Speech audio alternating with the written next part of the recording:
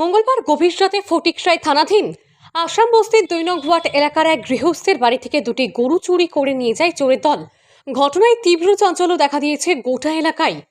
সংবাদে প্রকাশ মঙ্গলবার গভীর রাতে ফটিকরাই থানাধীন আসাম বস্তির ২ নং ওয়ার্ড এলাকার বাসিন্দা আব্দুল খলিলের বাড়ি থেকে দুটি গরু চুরি করে নিয়ে যায় চোরের দল।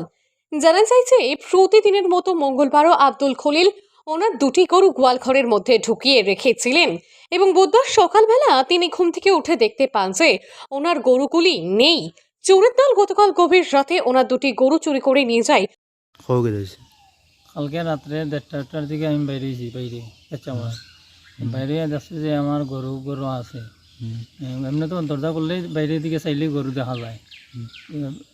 তো গরু আছে তো কোনো জিও নাই, তো গরু দেখার আমার কোনো কথা নাই। সকালে বাবা উঠছেন 4টা বাজার 10 মিনিট আগে।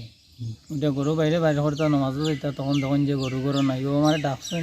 তা আমি উঠছি, ওটার মধ্যে জিজ্ঞেস কেটে যখন গরু দেখি ওটা গরু নাই, দৌড়া দুইটা আছে, দুইটা নাই, বাচ্চাও রয়েছে, একটা গাভিন আছে, সাদাটা গাভিন। আর অনেক খোঁজাখুঁজি করার পর উনি গরুগুলির হদিশ না পেয়ে এক প্রকার বাধ্য হয়ে ফটিকরাই থানার দ্বারস্থ হয়ে একটি লিখিত আকারে অভিযোগ দায়ের করেন ফটিকরাই থানায়। পুলিশ অভিযোগ মূলে ঘটনার তদন্ত শুরু করেছে।